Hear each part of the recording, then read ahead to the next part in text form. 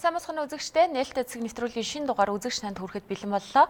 Монгол Улсын ерөнхий сайд жаргал тулгын Эрдэнэт энэ 5 дугаар сарын 12-ноос 15-ны өдрүүдэд бүгд найрамдах Хятад ард улсын дарга Ши Жинпиний урилгаар Бээжин хотноо болсон бүс ба зам олон улсын хамтын ажиллагааны дээд түвшний чуулга уулзалтанд оролцсон юм а. За мөн бүгд найрамдах Хятад ард улсын төрийн зөвлөлийн ерөнхий сайд Ли Кечианы урилгаар тус улсад айлчлалаа. Айлчлалын үеэр талууд 21 баримт бичигт гарын үсэг зурсан юм а.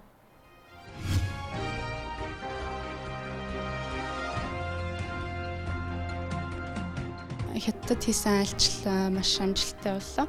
Яриа хэлцээний гол сэдэв бол мэдээж хөрөнгө оруулалт, худалдаа, мөн эдийн засгийн хамтын ажиллагааны асуудлууд байсан. Ажлынхаа цагийг уртасгаж бас энэ ажил хэргийн уулзалтуудыг бол одоо байж болох хэмжээнд нь нэлээд удаан хугацаагаар хийлээ.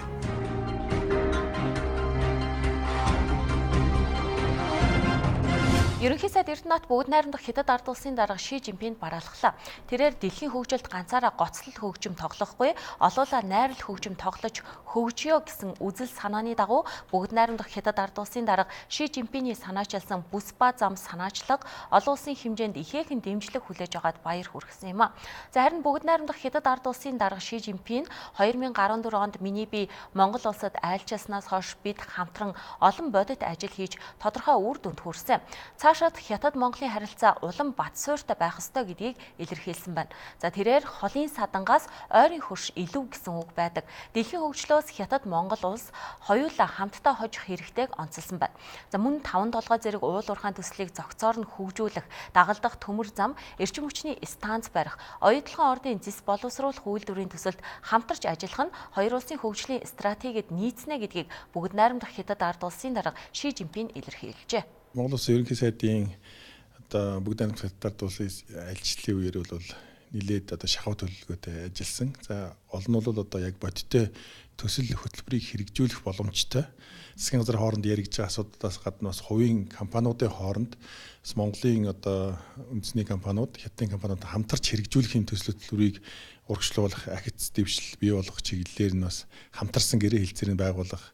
Энд нь бол дэмжлэг үзүүлэх чиглэлээр ерөнхий сайдын зүгээс бас онцгой анхаарч бас нэлээд одоо бас ажлынхаа цагийг уртасгаж бас энэ ажил хэргийн уулзалтуудыг бол одоо байж болох хэмжээнд нь нэлээд удаан хугацаагаар хийлээ. Энэ бол бас тодорхой үр дүн гарсан гэж бодож байна. Хятадын тал бүх асуудлуудад нааштай бид нар ханднаа. Судалж үзье, хамтарч ажиллая гэдэг нэгдүгээр байр суурь илэрхийлж байна. Ши Жинпин дарга өөрөө хэлж байна. Би 2014 онд Монгол улсад айлчлаад хэлжсэн шүү. Хоёр талтай харилцан ашигтай байх ёстой ч гэсэн энэ худалдаа хөрөнгө оруулалт, эдийн засгийн хамтын ажиллагаа Монголын талд бүр илүү ач холбогдолтой, бүр илүү ашигтай байх ёстой. Өөрөөр хэлбэл Монголын талын эрх ашигыг түлхүү анхаарч харгалзаж үзэж байгаарэ гэдэг чиглэлийг өгсөн гэдгээ давтаж хэлээд энэ зарчим дээр бол суурилж хамтын ажиллагаа хөгжинө. Нэгдүгээр, хоёрдугаар Монгол улс Хятад улсын хоорондын худалдаа эдийн засаг хамтын ажиллагаа зөвхөн хоёр талын харилцан сонирхол дээр явнаа. Монголын тал ийм талын хамтын ажиллагаа өрнүүлэхгүй гэвэл Хятадын тал энэ хамтын ажиллагааг өрнүүлэхгүй. Ийм юм зарахгүй гэвэл зарахгүй. Ийм юмд хөрөнгө оруулалт хийхгүй гэвэл хийхгүй. Өөрөөр хэлбэл Монголын тал яг юу сонирхоод байна, юу зармаар байна тэр бүгдийг бидэнд хэлээ. Тэрнтэй чинь хамтарч ажиллахад бэлэн байна гэж байна. Тэгээ жишээ хэлж байна. Хятадын хувьд бол одоо нүүрс, за эрчим хүчний илүүдэлтэй. Тэм учраас одоо энэ нүүрсээч үт юм уу, эрчим хүчээч үт юм уу, бусад ашигт малтуулынхаа нөөцийг Хятад улсад нийлүүлэхгүй гэвэл бид нар байр суурийг чинь хүндэтгэж үзнэ. Нийлүүлний хамтраад ажиллана гэх юм бол энэ байр сууриа маш ойлгомжтой болоод бидэнд хэлж өгөөч. Бид нар хамтарч ажиллахад бэлэн байна гэж байна. Бүгд найрамдах Хятад ард улсын дарга Ши Жинпиний гаргасан бүс ба зам санаачлагын олон улсын дээд түвшний чуулга уулзалтанд 30 гаруй улсын төр засгийн тэргүүн, мөн нэгдсэн үндэсний байгууллага, Дэлхийн банк, олон улсын валютын сангийн удирдлагууд хүрэлцэн ирсэн юм а. За ерөнхий сайд Эрдэнэтийн бүгд найрамдах Хятад ард улсад хийсэн аль биесны айлчлалын талаар тоо мэдээллийг одоо үзүүлье. Тэрээр албан болон ажил хэргийн хоёр талд 20 гаруй уулзалтанд оролцсон юм. За үүнээс өндөр албан тушаалтан болох нэгдсэн үндэсний байгууллагын ерөнхий нарийн бичгийн дарга Антонио Гутерриш, Дэлхийн банкны ерөнхийлөгч Жим Йон Ким, Олон улсын валютын сангийн гүйцэтгэх захирал Кристиан Лагард, за мөн Мянмарын холбооны бүгд найрамдах улсын төрийн зөвлөх Ан Сан Сүү Чи, Японы либерал ардчилсан намын дарга Тошихиро Никайтай уулзсан юм а. За мөн бүгд найрамдах Хятад ард улс, Унгар, Узбек, Пакистан, Камбож, Этиоп улсын ерөнхий сайд нартай уулзлаа. За 7 улсын ерөнхийлөгч тэр дундаа бүгд найрамдах Хятад ард улсын дарга Ши Жинпинг, Оросын улбаны улсын ерөнхийлөгч Путин, Киргиз, Филиппин, бүгд найрамдах Казахстан, Беларусь, Аргентин улсын ерөнхийлөгчтэй уулзлаа. Уулзалтын үр дүнг ингэж дүгнэж байна. Нүүбэ ерөнхий нарийн бичгийн дарга, шинээр сонгогдсон ерөнхий нарийн бичгийн дарга Антонио Гутеррештэй аль биесны уулзалт хийсэн байгаа. Антонио Гутеррешийн хувьд бол 2017 оны 1 сард ажиллаа авсан. Энэ үеэс нь хойш бол Монголын төр засгийн тэргүүнүүдийн дундаас анхны уулзалтыг хийж байгаа хүн л Монгол Улсын ерөнхий сайд Эрдэнэт болсон. Нүүбэ ерөнхий нарийн бичгийн даргаас гадна Дэлхийн банкны ерөнхийлөгч доктор Кимтэй бас уулзалт хийсэн байгаа. Энэ үеэр бол Монголд үзүүлж байгаа одоо энэ доктортой хөгжлийг дэмжих төслүүдэд бас дэмжлэг үзүүлж хөрөнгө гаргаж байгаад талархлаа илэрхийлээд цаашд энэ хамтын ажиллагаагаа улам бүр эрчимжүүлэе гэсэн байдлаар ярьсан байгаа. За мөн олон улсын валютын сангийн гүйцэтгэх захирал Кристин Лагардтай бас уулзсан. Кристин Лагардын хувьд бол манай улсын олон улсын валютын сангийн хөтөлбөрт хамрагдах гэж байгаа асуудлын талаар нэлээд сайн мэдээлэлтэй. Тэгээд энэ асуудалд бол болох болцооны хэрээр дэмжлэг үзүүлнэ гэсэн байдлаар манай ерхий сайдад бол мэдээлэл өгсөн байгаа. Би өнөөдөр бас ажил дээр ирээд тэдний вебсайтыг ороод үзсэн чи эх 7 хоногт болох захирлуудын зөвлөлийнхаа хурлаар манай хөтөлбөрийг хэлэлцэх юм байлээ. Уулзалтыг хэрэгжүүлж байгаа боломжийг зүгээр бол өнгөрөөхгүй.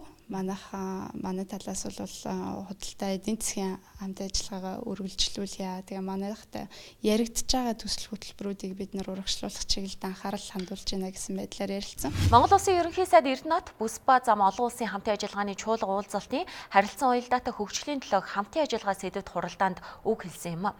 Тэрээр Монгол Улсын төсөл хөтөлбөрүүдэд хамтран ажиллахыг бүс нутгийн засгийн газрууд, байгууллага, компаниудад уриаллаа. Бүгд найрамдах Хятад ард улс 3 жилийн хугацаанд улсад 2 тэрбум юаний буцалтгүй тусламж үзүүлэхээр болсон нь эдийн засаг хүндхэн үед сайн мэдээ. За гэхдээ Монгол улс ирээдүгөө харж томоохон төслүүдэд хөдөлгөх, агаарын бохирдлыг бууруулах, хөдөө аж ахуй, боловсролын зэрэг салбартаа хамтран ажиллаж хөрөнгө оруулалт татах зэрэг чухал баримт бичгүүдэд гарын үсэг зурсан нь энэ удаагийн айлчлалын гол үр дүн гэж харж болохоор байгаа юм а.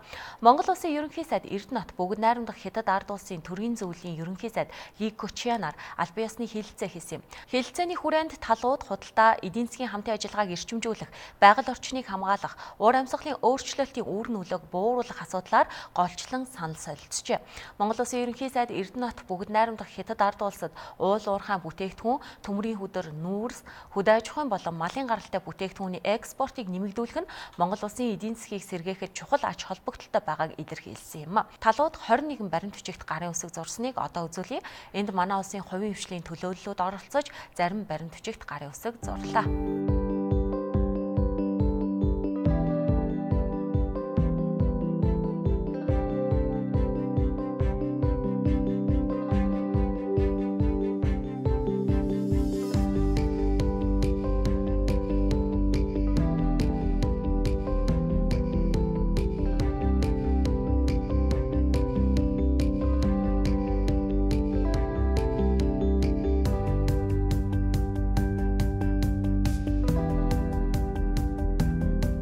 Монгол улсын хөгжлийн зам гэдэг одоо хөтөлбөр тэгээ хятадын энэ Бүсба зам гэж байгаа санаачлагыг уялдуулах тухай санамж бичгийг хоёр улсын гадаад харилцааны яам хооронд байгуулсан байгаа. За энэ санамж бичиг нь бол манай хоёр талын хамтын ажиллагааг ер нь ирээдүйд аль чиглэлээр хөгжүүлэх үү, тэгээ ямар хөө төслүүд хэрэгжүүлэх үү. Энэ санамж бичгийн хүрээнд бол манай тэр 5 толгой төсөл, шивээ овоогийн уурхайд одоо төшөглөн барих цахилгаан станцууд гэх мэт энэ хоёр орны хооронд яригддаг томоохон төслүүдийн асуудлыг тусгасан юм чухал санамж бичиг болсон байгаа. За мөн хоёр орны хоорондын хүмүүнлэгийн солилцооны тухай санамж бичиг гэдэг бас санамж бичгийг хоёр улсын гадаад харилцааны яамд хооронд байгуулсан байгаа. Бид мөн худалдаа эдийн засгийн хамтын ажиллагаагаа идэвхжүүлэх зорилгоор мах болон одоо малын гаралтай бүтээгдэхүүнийг хятадын зах зээл рүү гаргах, хятадын зах зээлээр хятадын газар нутгаар дамжуулаад 3 дахь орнуудын зах зээл рүү гаргах талаар бас их ярилцдаг.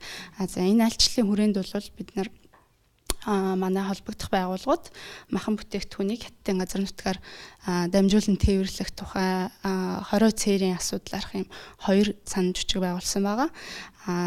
Тээвэрлэлттэй холбоотой бас нэгэн чухал баримт бичиг болон яриа хэлцээ юу вэ гэхлээр одоо гашуун сухатдах бомбын ажиллах цагийг 12 цаг байсныг нь 16 цаг хүртэл сунгахаар ингэж ярилцсан байгаа. 5-7 төслийн асуудал бол хоёр талын хамтын ажиллагаанд маш чухал байр суурь эзэлдэг учраас бид нар эндээс одоо 5-7 төслийг явуулахдаа цогц байдлаар хэрэгжүүлэе гэсэн яриа хэлцээ бол хийсэн байгаа. Дээд уулуурхаа хөгжүүлэхэд бол байгаль орчноо хамгаалах, усны бас нэг дутагдaltaй байх асуудал гардаг, усны хангамжийн асуудлыг шийдвэрлэх хэрэгтэй байдаг.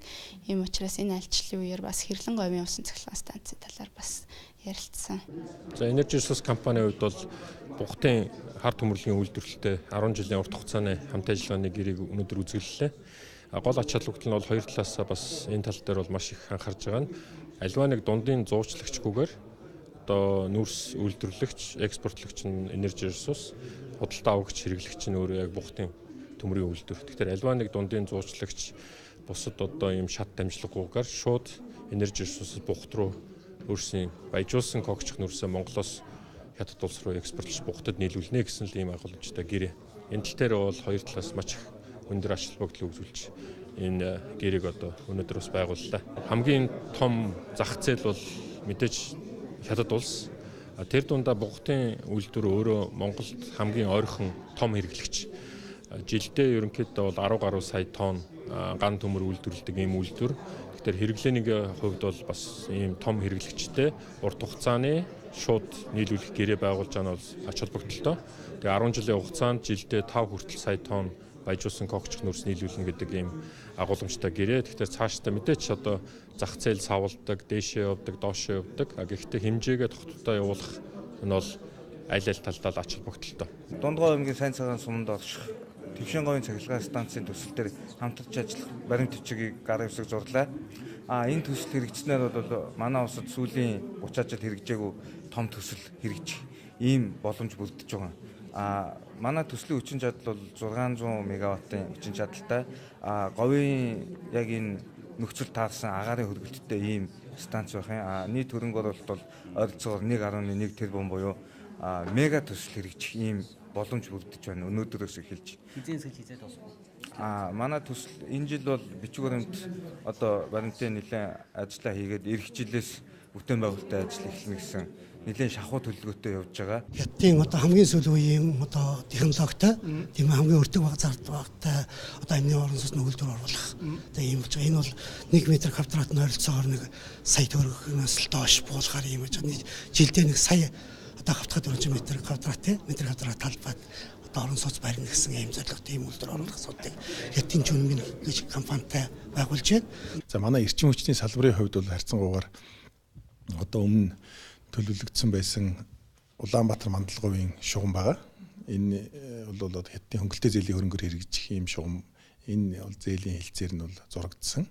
За мөн одоо Улаанбаатар хотын агаарын бохирдлыг бууруулах чиглэлээр бол одоо Хятадын датан компанитай эрчим хүчний яам хамтарч одоо датан компани маш богино хугацаанд ер нь энэ эрчим хүчний одоо агаарын бохирдлыг бууруулах чиглэлээр эрчим хүчний салбарыг хийж хэрэгжүүлж ирсэн энэ ажлыг цааш нь үргэлжлүүлэхэд одоо Улаанбаатар хотын гэр хороолол агаарын бохирдлыг бууруулахад одоо сахилгааны тариф тэглэлсэнтэй холбогдуулаад энэ арга хэмжээ цаашаа үргэлжлээд сахилгаан халаагууруудаар ингээд бас тодорхой бүсийг ингээд хангах тохиолдолд хэрхэн яаж одоо энэ шугам сүлжээний шинжилгээг хийх үү, тоноглолыг хэрхэн шинжлэх үү гэдэг дээр маш богино хугацааны одоо судалгааны ажиллаа хийж үр дүнгээ гаргаад ингээ энэ дээр хамтарч ажиллахын санамж жижиг бол байгуулсан. За мөн одоо Дундгой аймгийн баригдах Твшин говийн станцын хөрөнгө оруулагч нарын хооронд бол хилцээ хийгдсэн. Гэмшлэнгийн одоо яг бодиттой тодорхой ажил хэрэг болох үе ийм төслүүдийг хэрэгжүүлэх чиглэлд бол бас энэ хоёр талын болон одоо компани хоорондын ийм баримтчигд бол зурагдсан байна. Тэгэхээр агарын бохирдлыг бууруулах чиглэлд бол төрийн зөвлөлийн ерөнхий сайд Лиг Хүчин бол бас дэмжлэг үзүүлэхээс гадна ер нь агарын бохирдлоос хэрхэн одоо тэмцэж байгаа энэ бас туршлагаас хуваалцгаад бэлэн байна гэж тайлбар өгсөн байна. Тэгэхээр ер нь бас ийм туршлагууд бол бас нэлээд хүн ам төвлөрсөн хотууд дээр бол нэлээд олон байгаа юм билээ. Тухайлах юм бол одоо Бог хотын хувьд 100 мянган айлын орон сууц барьсан. Ингэж бас тэр тулгымцаас агарын бохирдлыг шийдвэрлсэн ийм арга зам байх жишээ.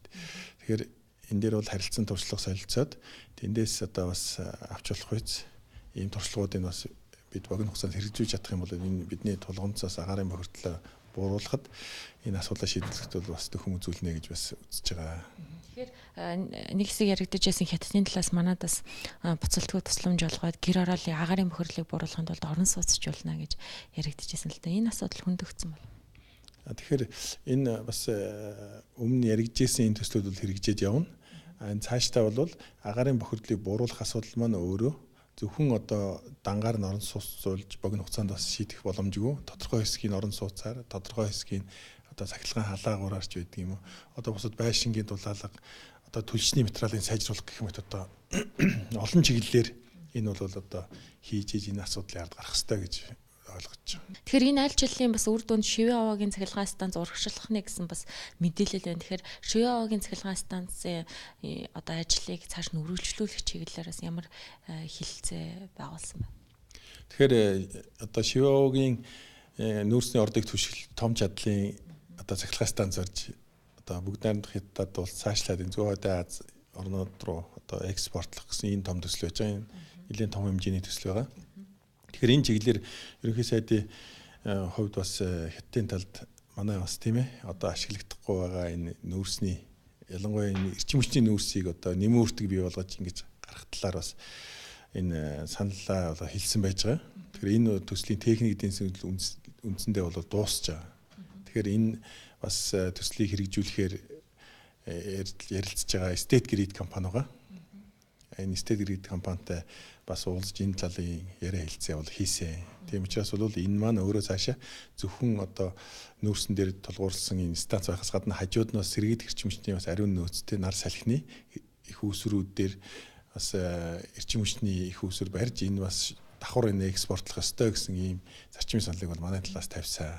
Хөрөнгө оруулалт нь яг хаанаас гарах вэ? Мэдээж хятадын талтай хамтарна гэхээр хятадаас хөрөнгө оруулалт татах уу? Тэгээ хятадын одоо цахилгаан дамжуулах сүлжээ гэж одоо нэлээд том компани байгаа дэлхийн баг 3-т ордог тийм том компани байгаа.